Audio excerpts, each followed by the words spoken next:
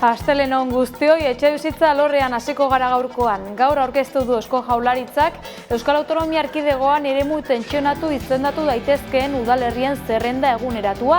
11 udalerrik tentsionagarri izateari utzi diote eta beste 14 sartu dira lakuaren txostenean.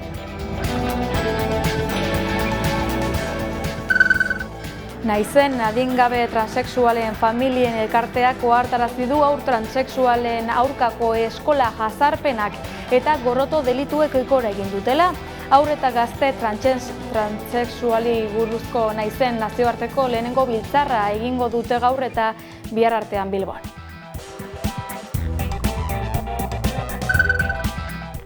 Jaiotze tasa 7,4 jaitsi zen Euskal Autonomia Erkidegoan 2024ko laugarren hiruhilekoan.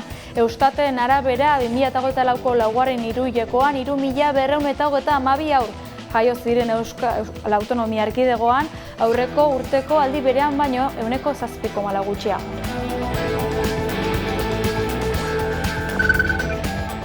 Lan gatazkei dagokionez Bridgestoneko langileek elkarretaratzea egin dute Japoniak Madrilen duen enbaxadan.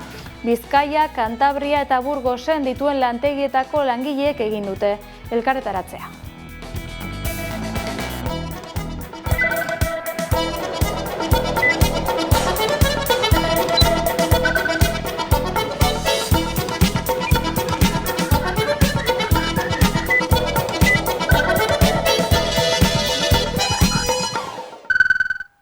Gaurko elkarrezketari helduz Euskaraldiaren 2025 edizioa hastear dago eta kontestu hori kontuan hartuta Pantaiak Euskarazek pantailaldi antolatu du.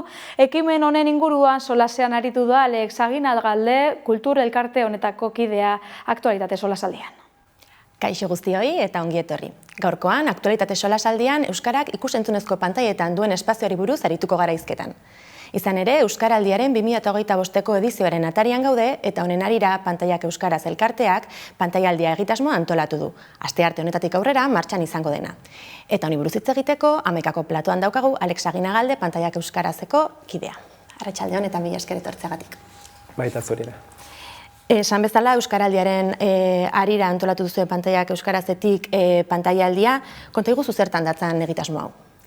Bai, Euskaraldiaren, Euskararen aldeko latu hau aprobetxatu nahi genuen, baita ere jendia kontzientziaratzeko, pantaiek gure bizitzetan zenbat denbora hartzen duten, eta horrek gure hizkuntza ohituretan, pantaietan kontsumitzen ditugun edukiek gure hizkuntza ohituretan daukaten eraginaz jabetzeko ere jendea. Eta horregatik, bi helbururekin antolatzen dugu pantaialdia, alde batetik euskerazko ikusentzunezko edukiak sustatzeko, sareetan milaka eduki daude euskeraz, YouTubeen, plataformetan, telebistetan, euskeraz daudenak eta jende askok ezagutzen ez dituguenak, eta beraz eduki guzti horiek sustatu nahi ditugu, ezagutarazi nahi ditugu, eta beste alde batetik euskaldunok ikusentzunezkoetan eta pantaietan euskaraz bizitzeko ditugun mugak azalerazi nahi ditugu izan ere, badaude euskarazko edukiak, baino nahiko eta beharko genituzkeenak, baino askoz ere gutxiago dira,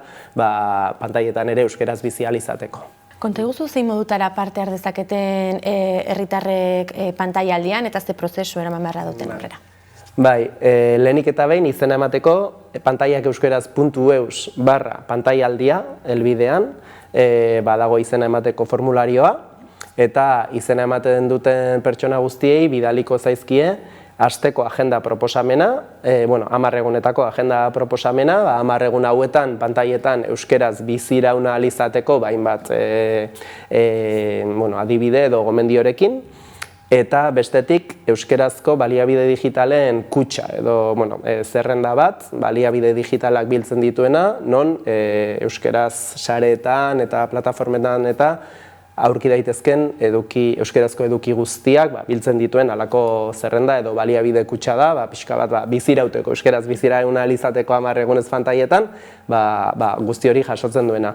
Bi gauza horiek bidaliko zaizkie izena ematen duten guztiei, eta guk pantaialdian parte hartzen duten herritarrei eskatzen dieguna da, 10 egun hauetan zehar, maiatzaren 6tik eta 15era, 14 edo 15era, 15ean ja Euskaraldi hasten da, pantaialdia traola erabili dezatela sare sozialetan, azalduz, beraiek pantailetan euskeraz 10 egun hauetan bizitzeko dituzten esperientziak. Zer ikusi duten gaur euskeraz Netflixen, edo zinemetara joan direla eta ez zegoela ezer euskeraz eta beraz ezin izan dutela ezer euskeraz ikusi. Izan ere, euskerazko edukiak sustatzeaz gain, euskerazko eduki gabezia salatu nahi dugu, eta beraz erakundeak, plataformak interpelatu nahi ditugu, esanez euskaldunok badugula zinema ikusentzunezkoak eta sare sozialak eta internet euskeraz erabiltzeko eskubidea, ez? Orduan, hori da pixka bat, herritarrei eskatuko geniekena. Esan bezala, zuk aipatu berri duzu, ekimenaren helburuetakoa da euskarazko ikusentzunezkoen kontsumoa sustatzea, horretarako agenda aipatu duzu, agenda zabala prestatu duzu horren inguruan datuak eman alba ditzakezu?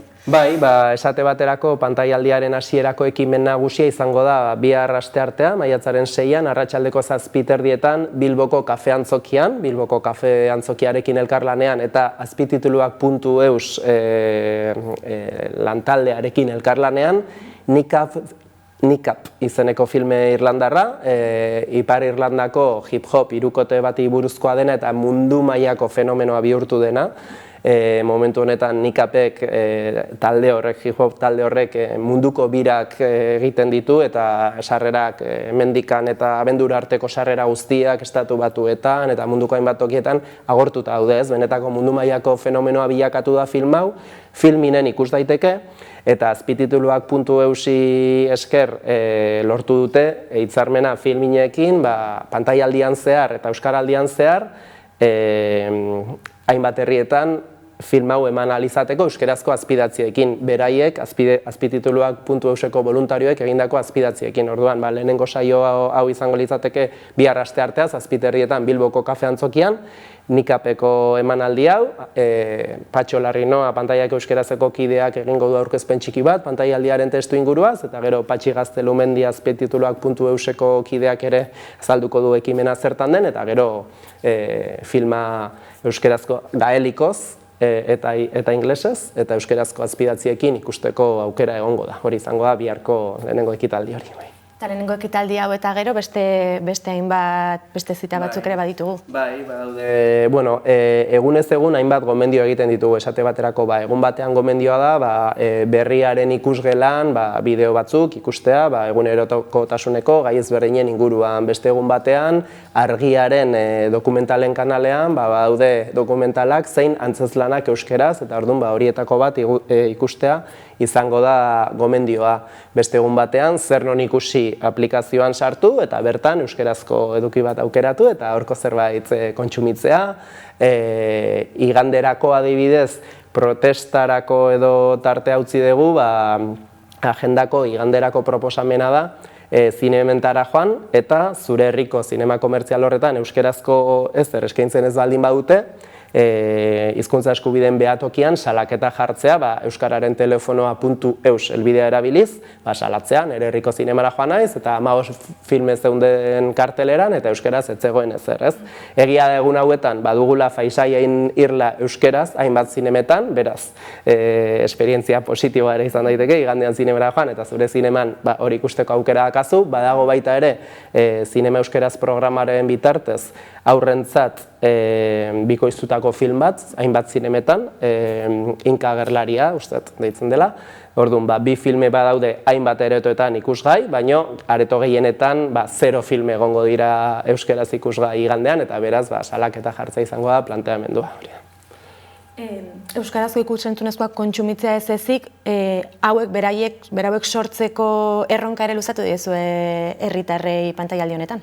Hori da, azken finean hor, gertatzen dena da, batez ere, gazteak edo nerabe eta gazteak dira sare sozialetan edukiak sortzen dituztenak, ez? Eta ikusten ari gera nola, azken urtetako tendentzia baten ondorioz zeinetan ikasi dugun edo ikasi duten ikusentzunezkoetan, zineman, plataformetan edo sare sozialetan euskeraz ez dagoela edukirik eta beraz ez duela zentzuriko euskaraz aritzeak eta gazte askok ikusi dute edo ikasi dute zoritxarrez, internet eta pantaien eremua ez dela euskararen eremua, eta beraz beraiek gazte euskaldunek ere gazteleraz edo inglesez edo frantsesez sortzen dituzte edukiak saretara igotzerako. Orduan hau ikusi genuen adibidez, Udalerri Euskaldunen mankomunitateak duela pare bat urte ikerketa bat egin zuen Udalerri Euskaldunetako ikasleen ikusentzunezko edukien konsumoari buruz eta baita ere sare sozialen erabilerari buruz,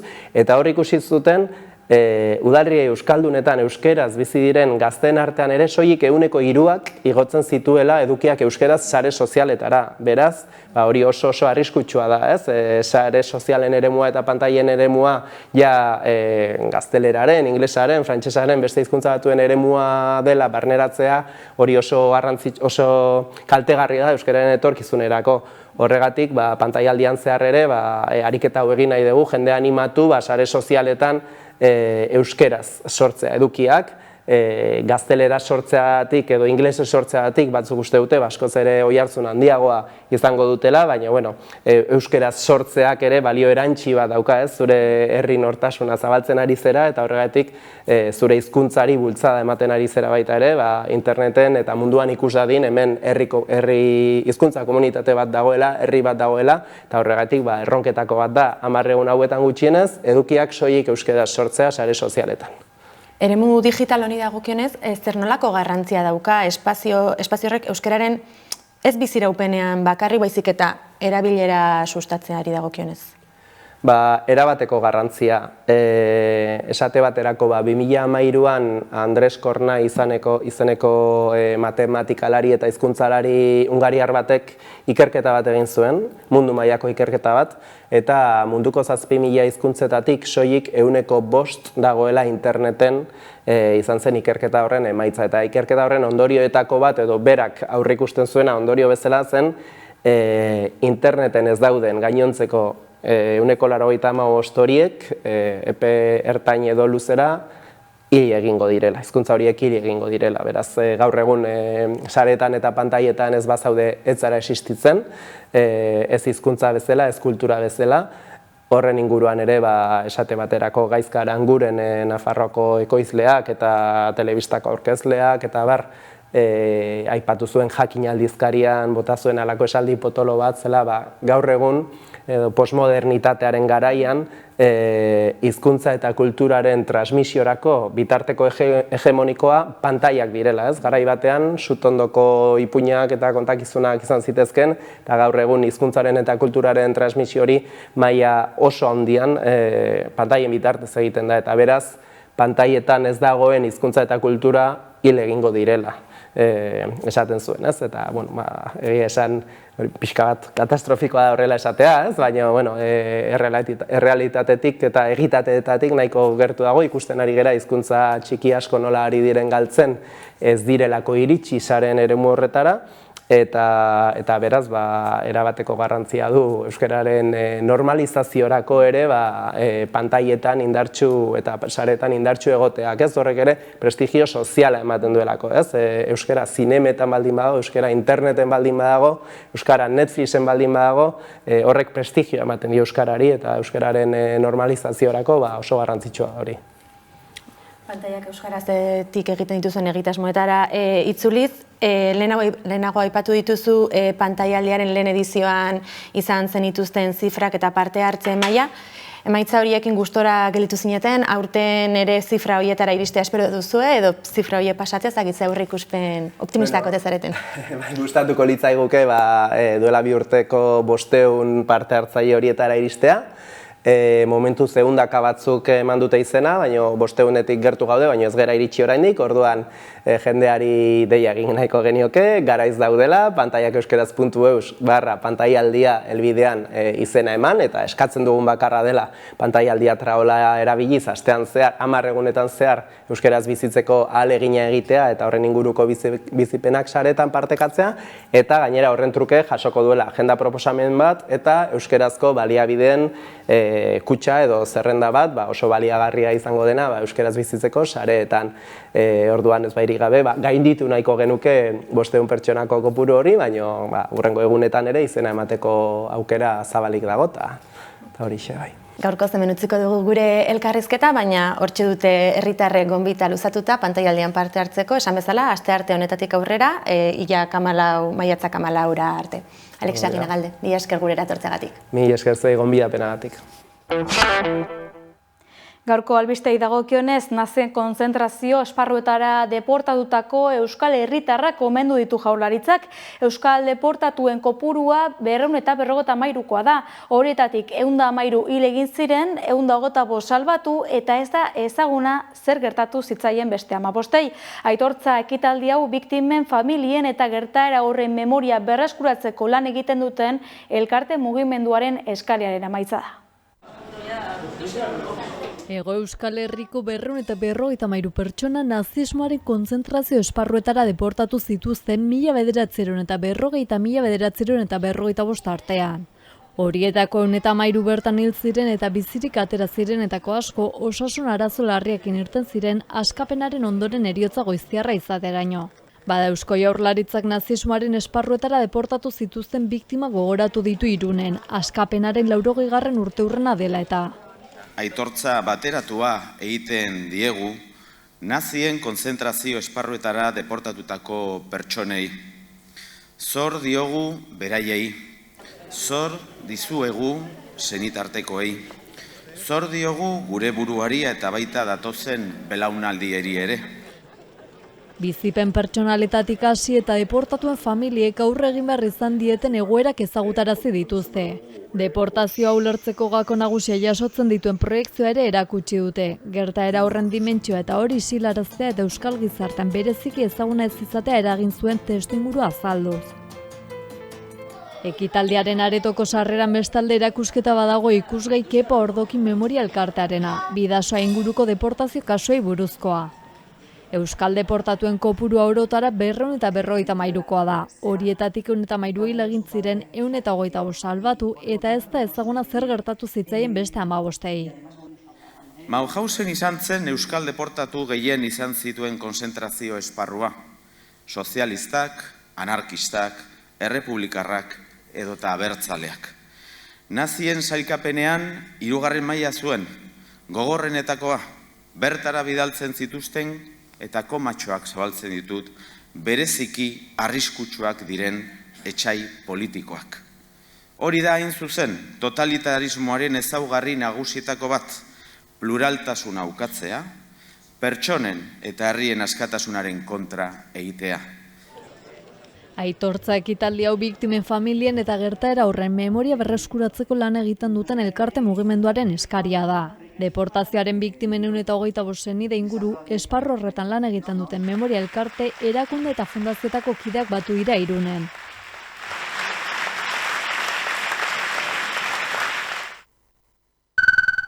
Elkartasun ekintzei dagokionez, kanpaldia abiatu dute Elizondon Arosteiko auzipetuendako absoluzioa eskatzeko.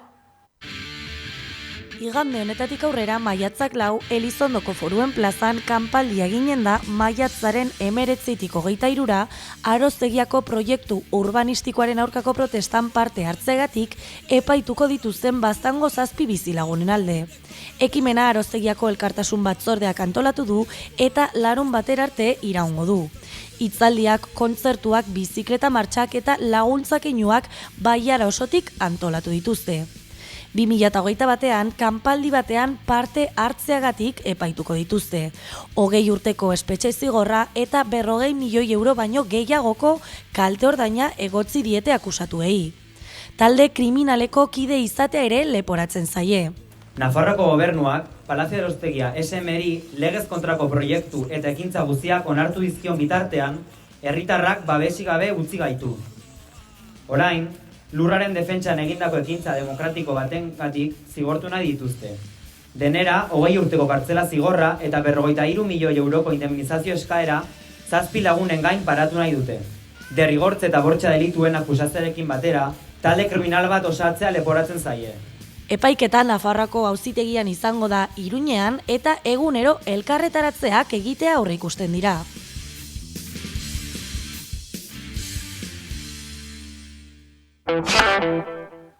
Bestelako aldarriei begira, 125.000 sinadura lortu ditu pentsiodunen mugimenduak euren herri ekimen legegilerako eskatzen dutena gutxieneko pentsioa lanbide arteko gutxieneko soldatarekin parekatzea. Maiatzaren 15ean aurkeztuko dituzte sinadurak legebiltzarrean.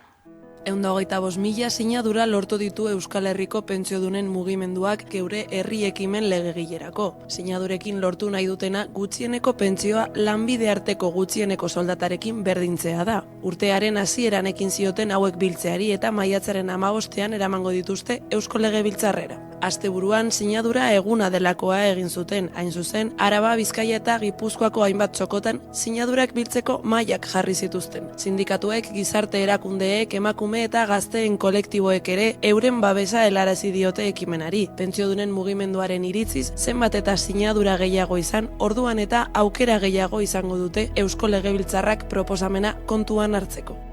Aurreko zapatuko larun bateko eguna izan zen, deitu genion sinadura bilketarako azken eguna, amaitzera goaz. Zapatuko izan zen, amaiera. Orain arte, batu ditugu 125.000 sinadura. Hau da, legea berak eskatzen duena baino, askoz gehiago. Horrek izan nahi duena da, jentiak eta izugarrizko babesa eman diotela. Inoizko sinadura kopururik handiena lortu nahi dute, izan ere, iaz aurkeztu zuten lege ekimena eztabaidatzeko gutxienez 10.000 sinadura behar zituzten. Pentsiodunen mugimenduak jakinarazi duenez aspaldi gainditu zuten kopuru hori, baina azken momentura arte lanean jarraituko dute. Adierazi dutenez, orain arte legebiltzarrean aurkeztu diren herri ekimen legegilerik ez du horrelako sinadura kopururik lortu. Euskal Herriko pentsiodunen mugimenduak jakinarazi du, pentsiodunen herenek gutxieneko soldata baino diru sarrera txikiagoak dituela, eta gainera, hoien artean 170 emakumeak direla. Ekimenak 65.000 emakume pentsiodunei mesede egingo diela ohartarazi dute. Maiatzaren 15ean sinadurak legebiltzarrean entregatzearekin batera, prentsaurrekoa, manifestazioa eta ekitaldi bat egingo dute Gasteizen. Larun batean Mendizorrotzan jokatu zen partida hasi aurretik istiluak eragin zituen Atletico Madrileko eskuin muturreko talde batek. Gertatutakoaren ostean, segurtasun saileko iturriek baieztatu dutenez, autobusez itzuli zituzten Madrilera. Alavesek eta Atletico Madrilek asteburuan Mendizorrotzan jokatutako partiduaren aurretik, Atletico Madrileko ultra talde batek istiluak eragin zituen Gasteizen. Dirudienez, jarraitzaile ultrek hainbat objektu jaurti zituzten. Goizeko lehen orduan, ultrataldea Alaveseko jarraitzaileak biltzen ziren taberna batera joan omen zen. Eta tabernako jabeak lokala irekitzerakoan terrazako altzariak botata zeuden eta ingurua zikin. Gertatutakoaren ostean, segurtasun saileko iturriek baieztatu dutenez, autobusez itzuli zituzten Madrilera. Ertzaintzak ez zuen inor atzilotu, baina hainbat pertsona identifikatu zituen eta materiala konfiskatu. Adibidez, banderak eramateko makilak, egurrezko makilak, aurpegia estaltzekoak, espraiak, atzko eskorrak babestuta dituzten eskularruak, edota galtzerdietan sartutako errondamendu metalikoak. Identifikatutako pertsona horiei aktak irekiko dizkiete, eta kirolaren legeak jasotzen duenez, horiek zigortzeko proposamenak abiatuko dituzte. Euskal Autonomia Erkidegoko sare publikoko irakasleen grebarako astebete falta denean, sindikatuek salatu dute ez dutela hezkuntza sailarekin biltzeko deialdirik jaso. Estilas Lab, ELA eta Komisiones Obreras sindikatuek maiatzaren 12tik 16ra hezkuntza publikoko irakasleen kolektiboan aurreikusitako grebagun berriak erregistratu dituzte hezkuntza sailaren Bizkaiko lurralde ordezkaritzan Bilbon eta protesta elkarretaratze bat egin dute gatazkaren aurrean duten jarrera azaltzeko. Orain arte 9 lanuzte egin dituzte eta greben azken ziklo horren ondoren, hezkuntza sailak eta unibertsitatez kanpoko irakaskuntza publikoko sindikatuek negoziatzeari ekin zioten, baina ez zuten akordiorik lortu. Sindikatuek salatu dutenez, irakasle publikoek 15 urte daramatzate lan akordioa eguneratu gabe eta besteak beste, lan-kargak arintzea, plantillak aztertzeko, enplegu publikoa sendotzeko eta bermatzeko plan egokia ezartzea eta erosteko ahalmena berreskuratzea eskatzen dute.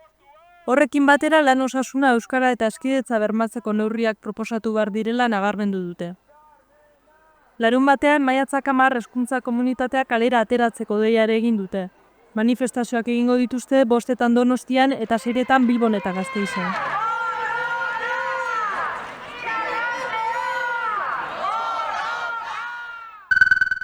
Ekonomia arloan segiz, Bizkaia orekan sakonduz topaketa inauguratu du Elisabete Etxanobe Bizkaiko aldun nagusiak.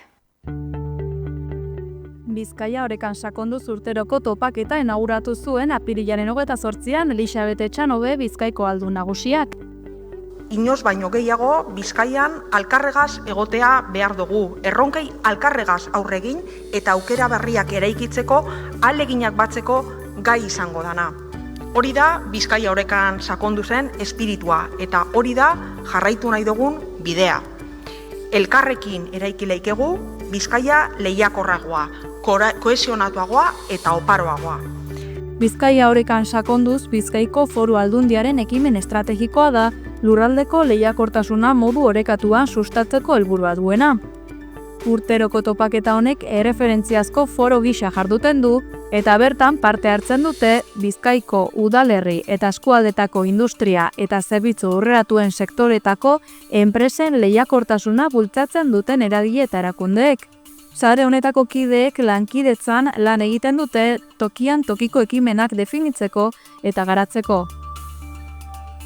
Bere hitzaldian, Etxanobek azpimarratu du ekonomia sustatzeko sailak 2015-tik 2024 bitartean 4.560 proiektu baino gehiago babestu dituela, industria enpresei eta haiei lotutako zerbitzuei zuzendutako programen bitartez.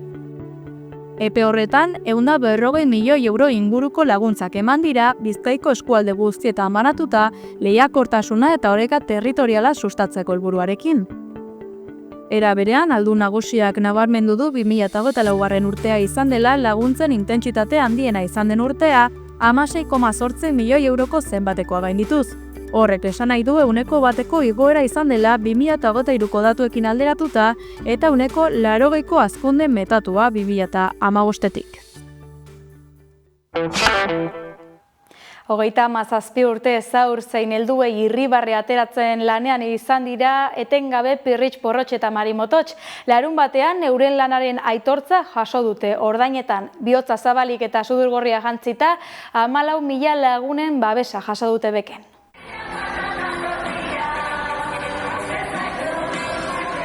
Ilargiraino eta buelta maite ditugula. Mezu horixe jaso zuten Pirritx Porrotx eta Marimototxek maite zaitu terri omenaldian. 14.000 lagun eta 200 sortzaile inguru elkartu ziren larun batean bek erakustazokan, pailazoek ia 40 urtean eginiko lanari aitortza egiteko. Belaurandi osoak ezi dituzte maitasun, irri eta sudurgorriekin.